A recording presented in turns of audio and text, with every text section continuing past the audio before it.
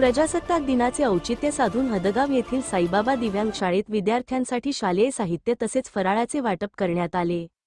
या उपक्रमामुळे दिव्यांग विद्यार्थ्यांच्या चेहऱ्यावर आनंद झळकला। या कार्यक्रमास प्रमुख उपस्थिती सामाजिक कार्यकर्ते प्रशांत पिलाणे व संगम पिलाणे यांची होती।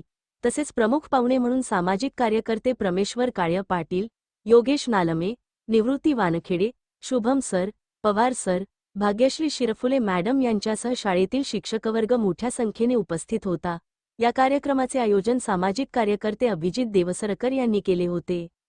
यावेळी बोलताना अभिजित देवसरकर म्हणाले की गेल्या 10 ते 12 वर्षांपासून सामाजिक क्षेत्रात काम करत असताना समाजाचे काही देणे लागते या भावनेतून असे उपक्रम राबविले जात आहेत।